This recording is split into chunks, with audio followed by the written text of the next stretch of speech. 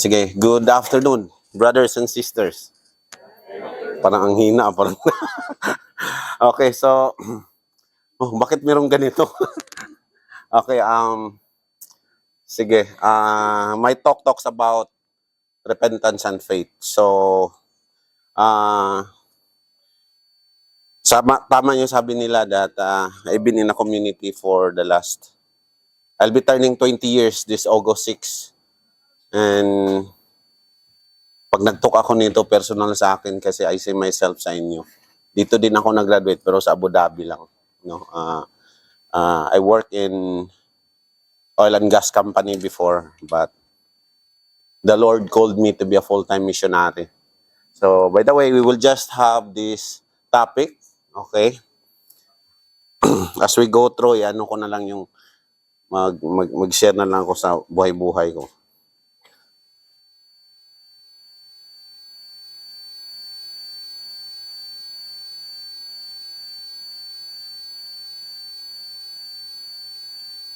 Okay. So, gumana ba? Check ko lang ha. Okay, good.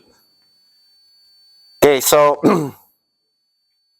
sabi ko nga, every time I give this topic, it reminds me when I was still like you, CLP participants.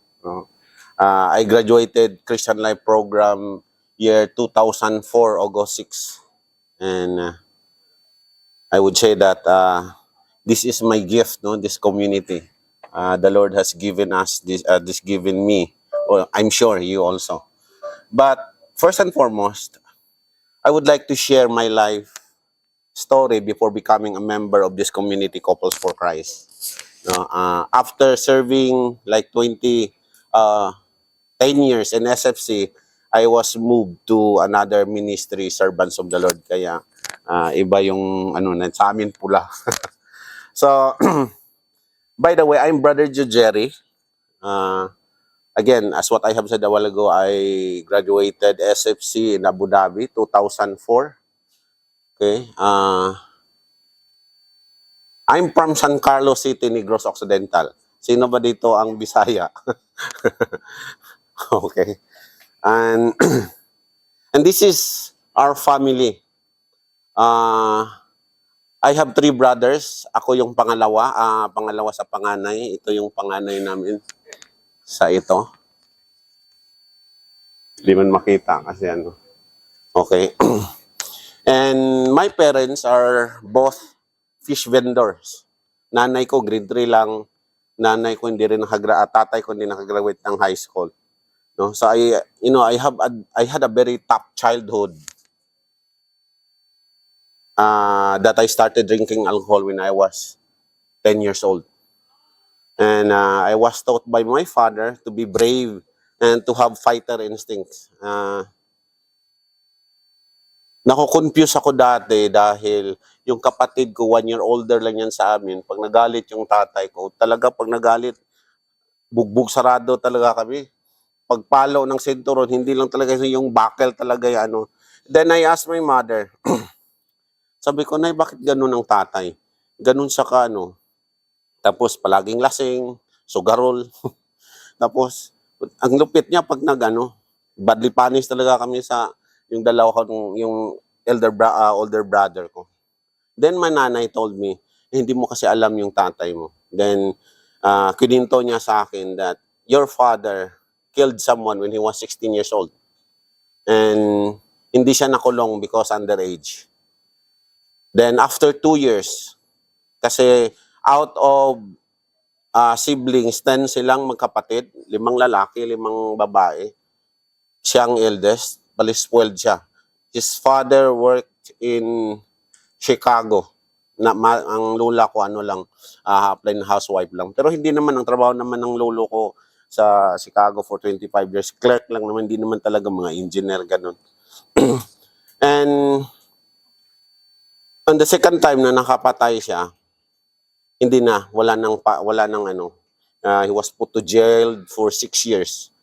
And by God's grace, he has given a parole. Then, paglaya niya, binigyan siya ng business ng lolo ko.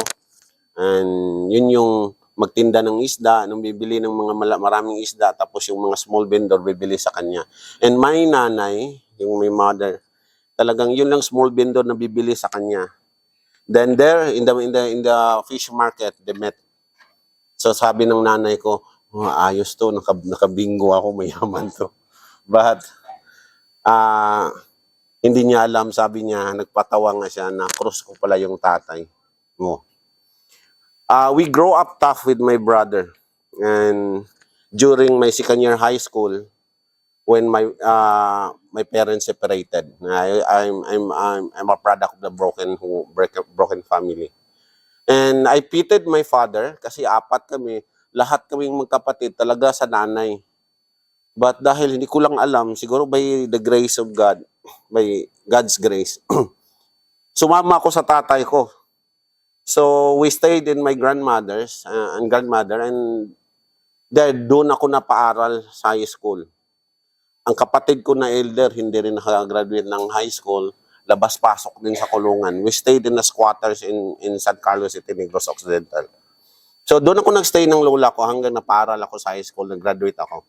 And after high school, dahil sumulat ako sa lolo ko na mag-aaral ako, but hindi niya kaya akong paralin kasi may mga kapatid din si tatay na pinaaral, like tatlong nursing, isang medicine. So parang sabi niya wala daw siyang muna, standby lang. So natakot ako mag-standby kasi sa lugar namin wala, puro inom, droga.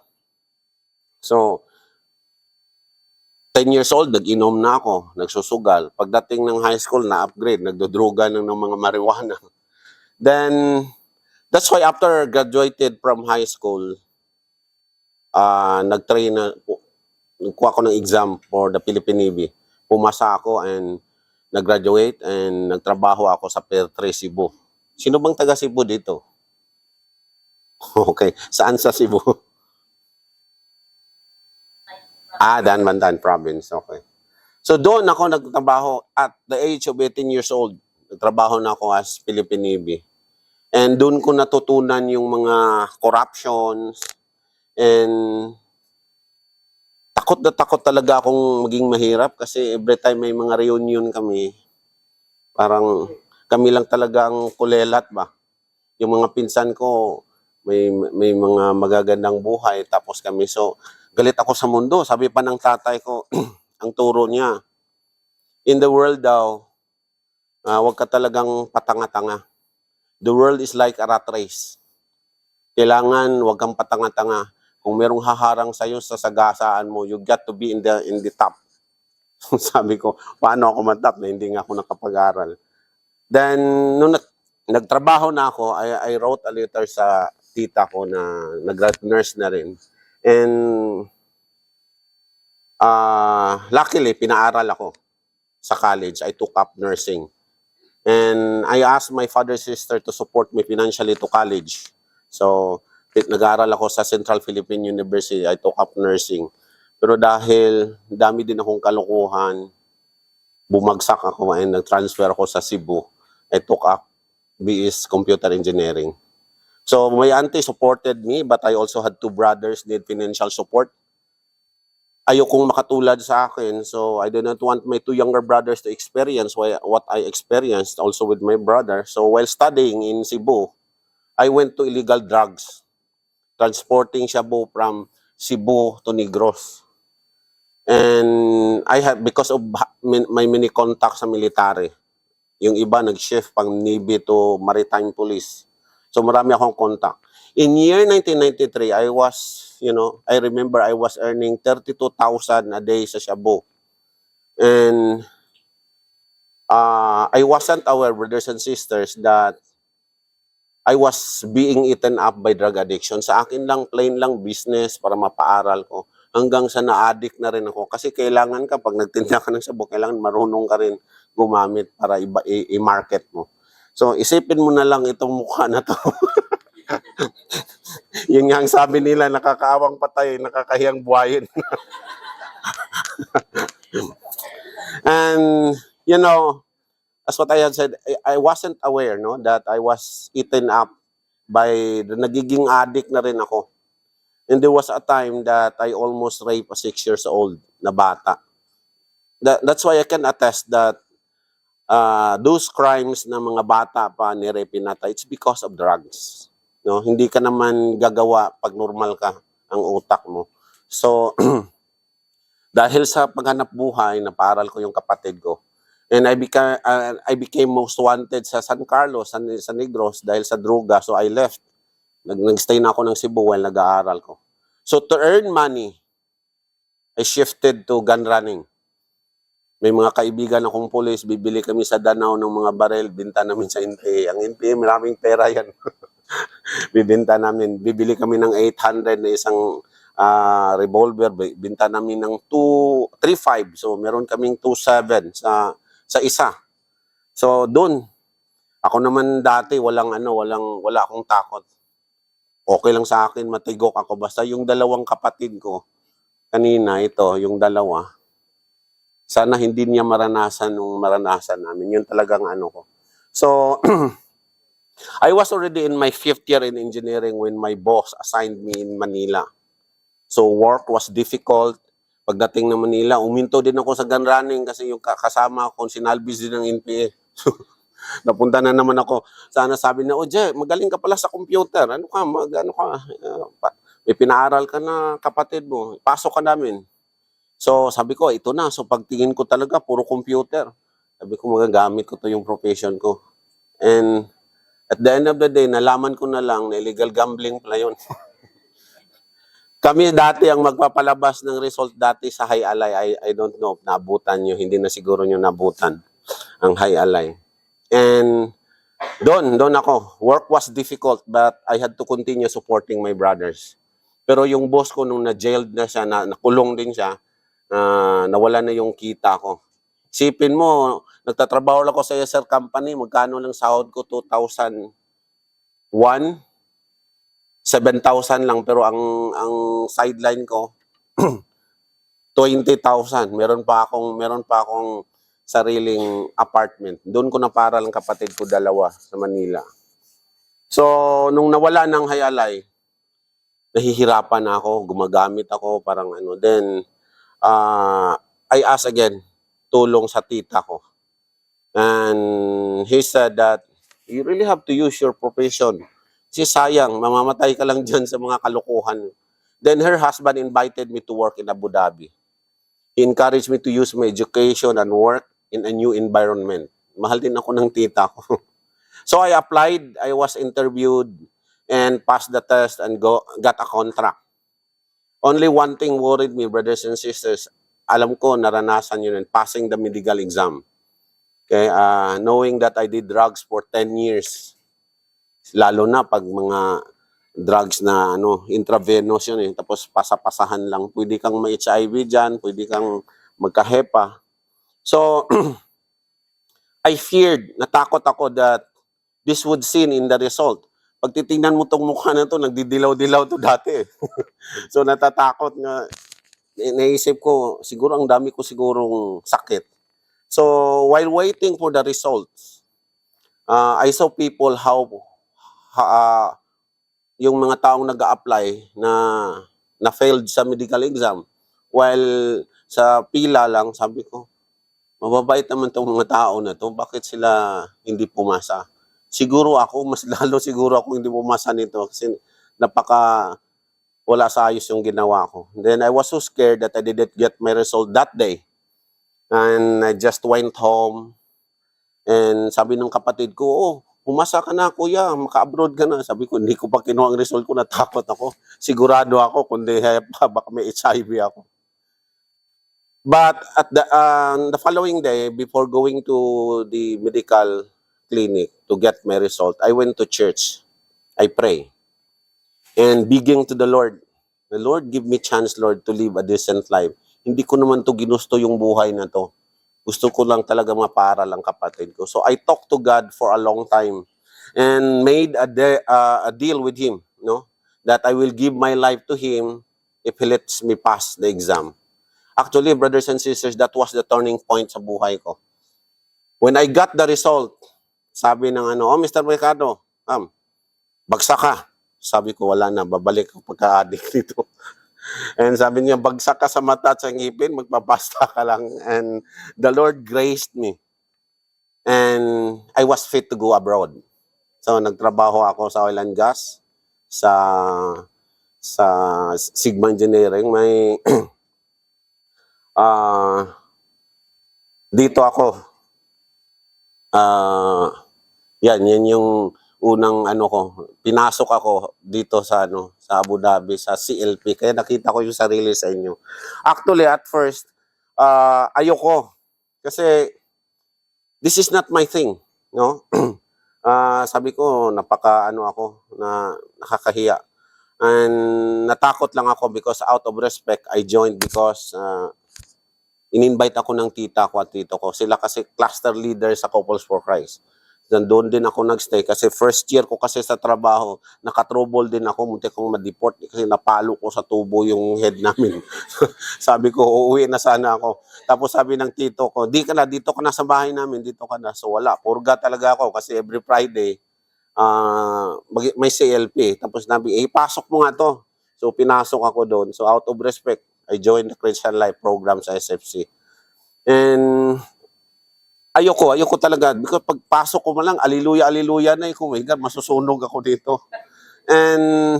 But the grace of God made me go there every Friday. Di ko alam. Kahit ayoko, parang may nagtulak sa akin. And every time, I knew that God was talking to me directly. Lalo ng talk na to. Yung sabi, yung mga taong mga adik, ako yun. Yung lasinggero, ako yun. Ako palagi, kahit anong ilag ko ako matamaan.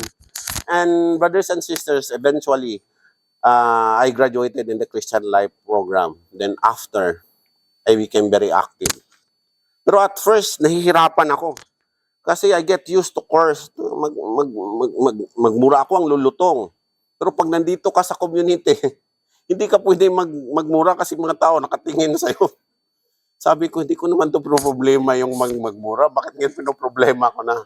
Then to the point na sabi ko sa household head ko na ayoko nang mag-CLP. And this is the thing that Mark nag-ano talaga sa akin. Sabi niya, alam mo, Jojen, na-appreciate kita kasi you are in a transformation stage. Sabi ko, natuwa ka pa, na dami ko ng problema. Kahit titingin ka ng babae na gusto mo, hindi, hindi ka kaano kasi nandito sa community. And sabi ng household head ko, you will be grouped into 5 after mag-graduate kayo and your household head will be the one to guide you. Ako, I was really guided with my household head. Sabi niya, alam mo, maraming mga ibang hindi nagko-continue sa mga Christian Life program o sa mga Christian community. Alam mo ba, Jojo, bakit? Because they're not willing to give up their old ways. Ako nakita kita hirap na hirap ka because you want to have mababago yung buhay mo. Then doon nagma-mark sa akin. So tinap ako mag-share, basta mga adik doon sa mga sharing. Then I became very active and enjoyed a real life with God. So I continued my journey of transformation.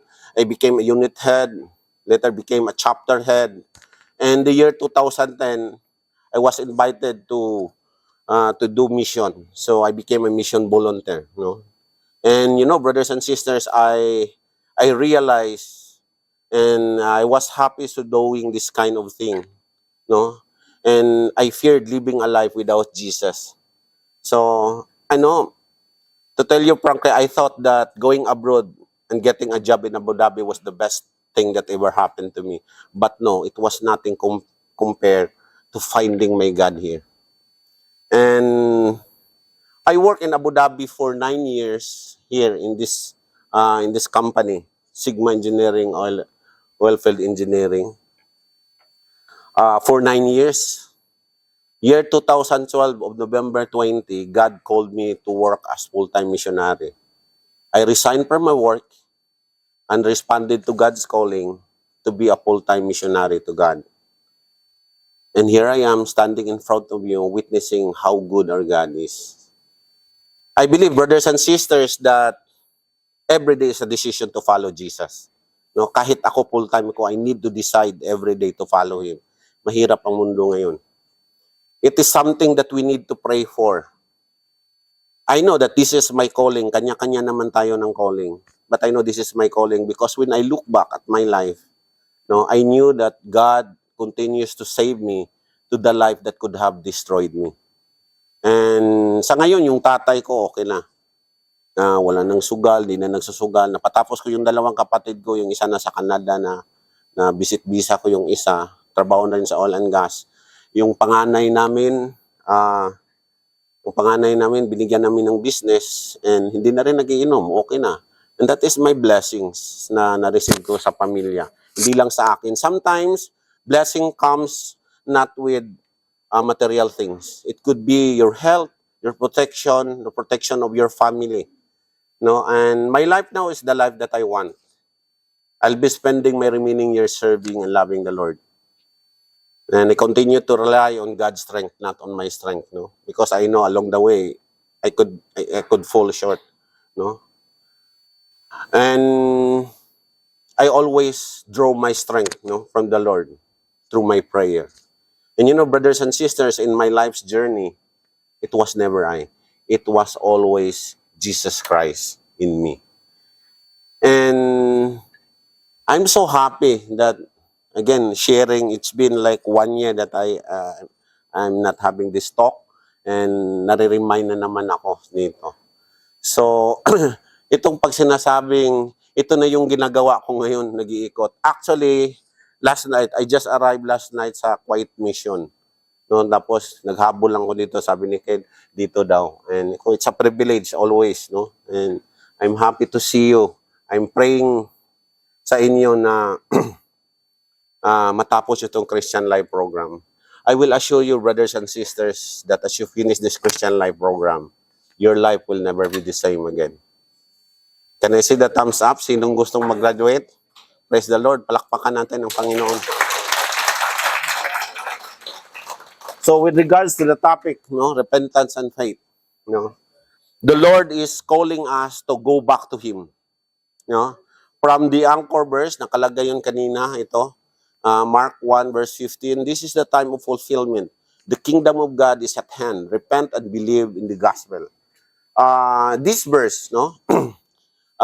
Yung ano nga natin, yung God's love, ano natin, ano bang ibig sa, remember nyo bang talk 1, God's love, di ba? Sometimes, pag nag-talk ng God's love, mahirap din. Kasi pag sabihin nilang, paano masabing mahal ng Panginoon? Maraming, there are good person, having na nagkakaroon ng masamang nangyayari.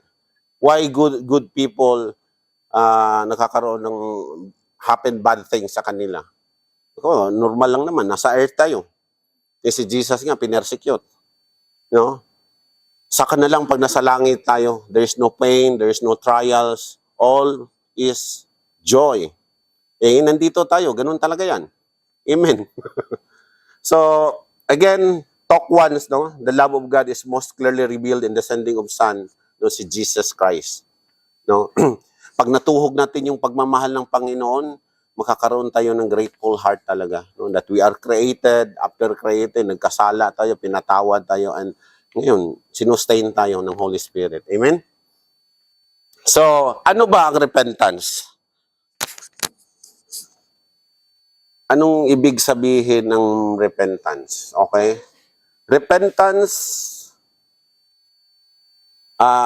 dito pa pala, repentance and faith. Ito, pag sinasabing repentance and faith, these two will go together. You cannot have one without the other. No? To just reform our lives, pag nag-repent ka lang, kasi gusto kang magbabago, wala kang paniniwala sa Panginoon, kulang yun. Di ba, marami namang nagbago, tapos walang paniniwala sa Panginoon. Well, based sa doctrine natin as Roman Catholic, kailangan yung faith natin naka-anchor sa Panginoon. Kasi kung maging mabait ka lang na tao, that is not an assurance for our salvation. Kasi sabi nga sa John 14 verse 6, sabi ni Jesus, I am the way, the truth, and the life. No one comes to the Father except through me. Being a good person is not an assurance of our salvation. Amen? So we need to have faith. No? Kung meron ka namang faith then without doing anything to reform your lives, useless then. Tama? No? our faith necessarily be connected, no, to morality, no. In other words, faith without action is dead. Amen. So these two will go together. You cannot have one without the other. So talking about repentance here, no, when we talk about repentance, sabi nga, a Greek word metanoia, no, which is literally translated as a change of mind, a change of heart, no. Repentance refers to, sabi nga, a change of direction. Pag nagsisisi ka, kailangan ito, mali ito, you have to change direction. Hindi po pwedeng magsisisa but you continue this road. Okay? So, kailangan you have to change direction. Now, sabi nga, repentance is not only just stopping of doing bad, but it's starting doing good. Amen? So, when we talk about change of direction, no, not just a simple confession of wrongdoing. No, it is a significant change in the way we live our lives. You know, dapat pag nag-repent tayo, it affects the way we think, the way we act, our attitude, our character, dapat may nagbabago. Dahil kung wala, that is just salita na pagsisisi. Amen? So, sabi nga dito, it means asking for forgiveness. Okay? A full surrender sa Panginoon. No? Nothing is more powerful, brothers and sisters, than a surrendered life in the hands of God. Okay? Hindi po pwedeng tayong mag-direct sa buhay natin. No? So for us, Catholic here, it says here, no, repentance means, basahin natin.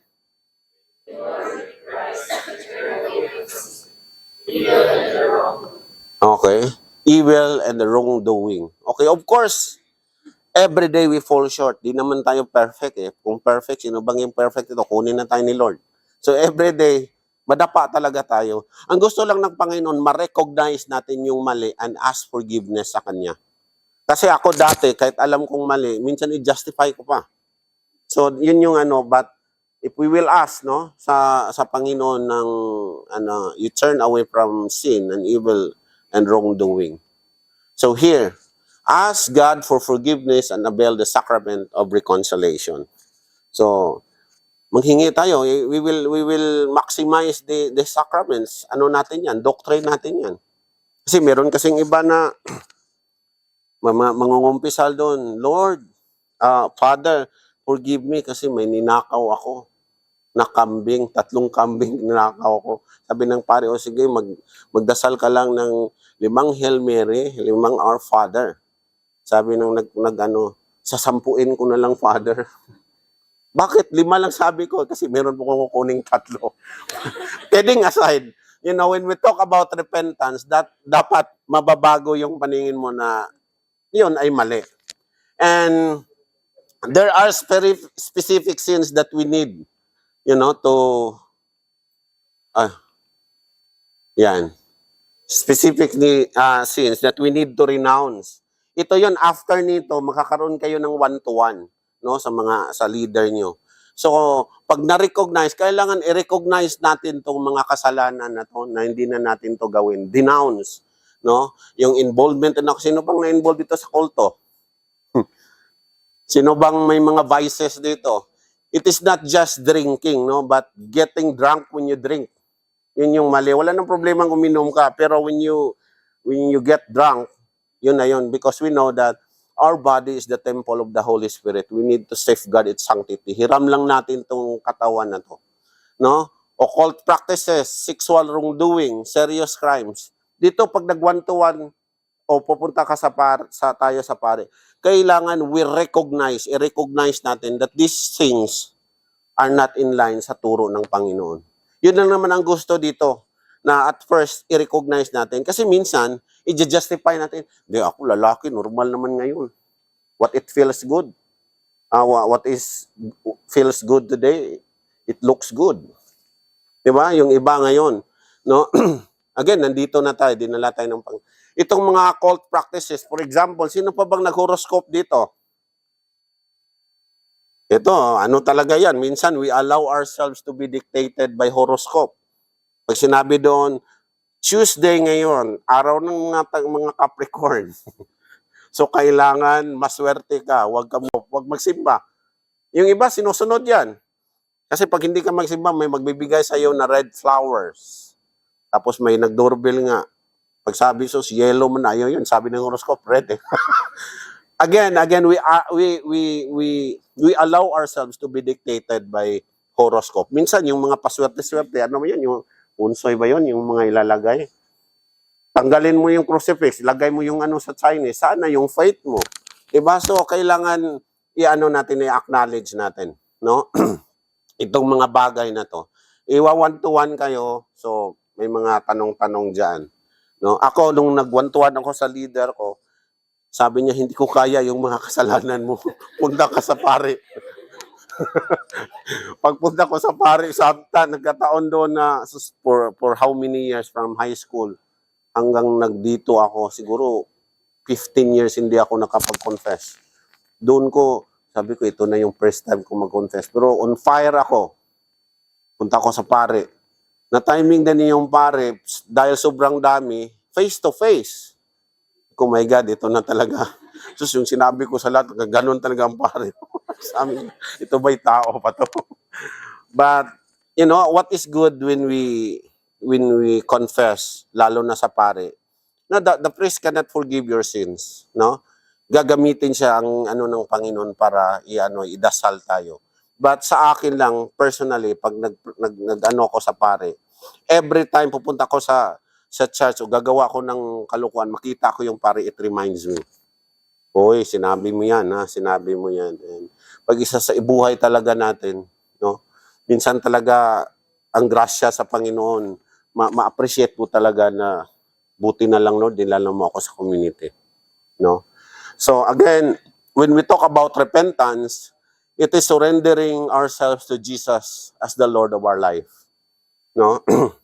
It means breaking away from running our own lives. Kasi dati ako, sarili ko lang, magaling naman ako, madiskarte naman ako. Pero ngayon, kailangan talaga nating isa-submit yung sarili natin. Ang nakaganda lang pag nasa Panginoon ka, every time you decide things, you pray. So pag hindi nangyayari, it would be easy for us to accept. Maybe this is not for me, Lord. Pero kung walang Panginoon, minsan sisihin mo pa yung sarili mo pag sumabla yung mga plano sa buhay. Amen? So talking about repentance, it is not just a change of mind, a change of direction. Ang pinakasimple talaga na definition ng repentance, kasi pag sinabing metanoia, a change of mind, a change of heart, if you change your mind without God, it would be hard. The simple definition of repentance is go back to God. Go back to God. Yun talagang din. Then, repentance become complete only under the lordship of Jesus. But there are two essential characteristics of authentic repentance. Number one is honesty. Okay? Dapat honest talaga tayo. No, when we ask for forgiveness, no, we must be honest enough to admit that we made a wrongdoing. For example, katulad ng nangyari, napalo ko sa tubo yung head namin sa kampo. Hindi ko pwedeng i-justify. Yabang kasi. Yabang nga, pero ang ginawa mo mali. You need to accept na mali. Kung namarites mo siya, di siya din naman marites. Ang ginawa mo, mali pa rin, no? Kailangan we need to be honest, no? If it is a sin, no, we must honest enough to admit that it is a sin. Amen? It is a sin. That's why it is salty. Okay. Next. So ito yung ano. So admit that we have sinned, ha? Next. Meron akong sasabihin sa inyo. A mistake, hindi yan kasalanan. Amen. No? Pero a wrongdoing, kasalanan yun. For example, hindi lahat ng mistake kasalanan. But yung wrongdoing, kasalanan yun. For example, nanghingi ang boss nyo ng coffee. And accidentally, nalagyan nyo ng iodized salt. Ano yan? Ano yan? Mistake o wrongdoing yan? Mistake lang. Accidentally. But deliberately, pinilagyan nyo talaga ng asin. Kasalanan na yun, it is a sin. That's why sabi ko nga, it's salty. So, pag meron talagang conscious na sinadya mo, kasalanan yun. Again, another one is humility. No, when we talk about humility, when we come to God to say how sorry we are for our wrongdoings, no, we should also be humble enough to ask for help so that we can change. Sabi nga, ayaw ko lang if you are familiar with the book of Proverbs chapter 3 verses 5 to 6, sabi nga doon, trust the Lord with all your heart and lean not in your own understanding. In all your ways, acknowledge Him and He will direct your path. Do not lean on your own understanding. Kahit simpleng-simple yan, you ask guidance sa Panginoon. Alam ko to, Lord, but i-guide mo ako nito. Amen? Again, we must admit our weaknesses, no? And not expect that we are capable of changing only through our own efforts. Hindi natin kaya. You must be humble enough to seek the help of others. Pag may problema ka, of course, you pray to God. Meron naman tayong cell group, kayo, i-divide kayo ng taglima. You ask for your household head. Pray for me, I'm having some problem with my work. Alam niyo mga kapatid, ang dasal, mas importante yan. That is the greatest gift that you can give to your brothers and sisters or your friends rather than giving financial support. Kasi ang financial, it's between you and your friend. But if you pray for your friends, it is directly connected to God. Amen? That's powerful. Okay? So, so kung mag-repent tayo, anong kailangan? If we want, if we accept Jesus and letting Him be the Lord of our life, there should be a requirement. Ano ang requirement doon? Because it would be hard for us to let a person, Jesus, running our lives if we don't have faith. Kung wala tayong faith, it requires faith. No? Sabihin mo, ikaw ba, kaya mo bang isurrender yung sarili mo sa isang tao? O, for example, may iwasan, mag-aasawa naman talaga kayo. Di ba? Sagutin mo tong lalaki na to, isurrender mo lahat sa nung ikakasal na kayo, kailangan meron kang paniniwala sa kanya that this guy is a good person. How much more sa Panginoon? Amen? So, talking about faith, okay? Ano ba ang faith? Sabi dito, basahin natin from Hebrews 11 verse 1. Go.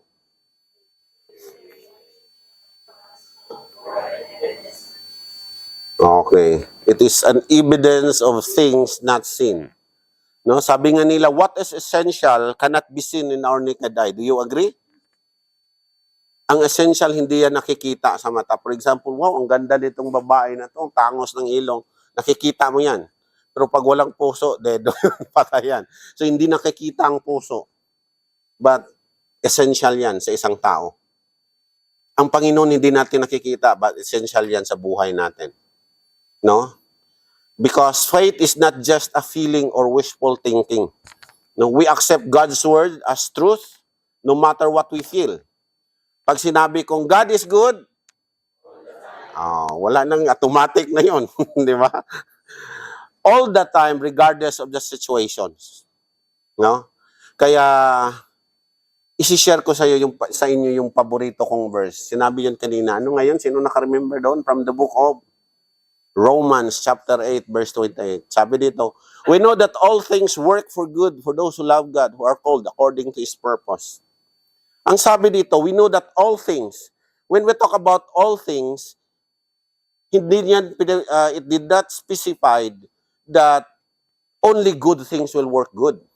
Meaning, all things, whether good or bad, will happen to your life. At the end of the day, it will work good if you love the Lord. Amen? Sometimes we only accept good things. But there are things also na bad things that would, that would change us. Actually, doon tayo mapuprone sa mga trials. Amen? So, again, in all circumstances, always remember that it will work good at the end of the day. Okay? So, when we talk about faith, faith is a grace from God. Akala ko dati, ang grace, yung mga kinakain natin, pagkain. Kasi dati kami, squatters kami. Pag kumain kami, pas nahulog yung pagkain, patay ka sa nanay ko. Huwag mong sayangin yan, grasya yan. And then, all I know that grace is yung kinakain natin, the things that we have in life, akala ko grasya yun. But dito ko lang naintindihan na hindi pala sa grasya. Yung mga things that we have, yung mga damit nyo, sapatos, pera, kinakain nyo araw-araw, it's not a grace. It is a gift. Ang grace is the period of time, divine favor na binigay ng Panginoon. Di ba pag nagdasal tayo ng pagkain, ano yon? Bless us, O Lord, and this thy gift. Gift yun. When we talk about grace, the Lord has given us the favor, work for it so that you will receive the gift. Okay? Pag binigyan tayo ng grasya ng Panginoon, you know, the things that you will be learning in this Christian Life program is a gift. But coming here, why you are here, is a grace. Span of time. Na inaccept mo yung grasya ng Panginoon, kaya na nakakuha kayo nito. Amen? So, grace from God. It is not something that we can earn or acquired, no, by ourselves. It is a pure gift from God. Kaya, pag may mga ang Panginoon, may binigay ang mga Panginoon sa atin na hindi tayo deserve. Yung mga bagay na binigay ng Panginoon, hindi tayo deserve, that is grace. Undeserved merit. Binigay ng Panginoon. Meron din tayong deserve na hindi binigay ng Panginoon. Ano sa tingin natin na deserve tayo? What is the thing that we deserve? We deserve to die. We deserve to be crucified sa mga kasalanan natin. But Jesus took that punishment, and that is what we call mercy. Dapat deserve tayo noon, pero hindi binigay ng Panginoon. He took the punishment. He died on the cross para tayo masave. And that is mercy. Amen? Palakpakan naman natin ang Panginoon. Talking about faith is we need to believe in the gospel, no? Which is the good news of salvation of Jesus Christ. Pag sinasabing God news is always good news. Amen. Walang bad news ang Panginoon. And when we talk about faith, it is a personal act and decision, no? Maraming aspeto to ang faith, no? It is a personal act and decision, no? Faith is a personal act decision. Ito,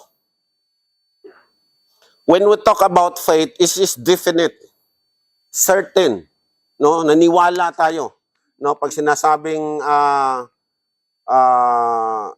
definite, we must open the door if Jesus is to come into our lives. Tayo ang magbukas. Ngayon, ang Panginoon, ikot-ikot na yan, is just, watching nyo kung buksan nyo ba ang puso para sa Kanya. No? Hindi niya pipilitin yung sarili niya. Okay? And this is the grace again sa Panginoon. It's up to you if you would open your heart to the Lord. Pangalawa, it is an individual act. I cannot decide sa inyo. You are the one deciding to yourself. Kahit ang faith ko 100, I cannot give my 50. Kasi it is an individual act. Amen? What else? It is a deliberate act. Sadyain natin. Napapasukin natin ang Panginoon sa puso natin. Then, 4 is urgent. Why urgent? Because the future is uncertain. No? The time is passing away. Hindi ko alam sa pag-uwi ko, baka masagasaan ako. But I already commit to God.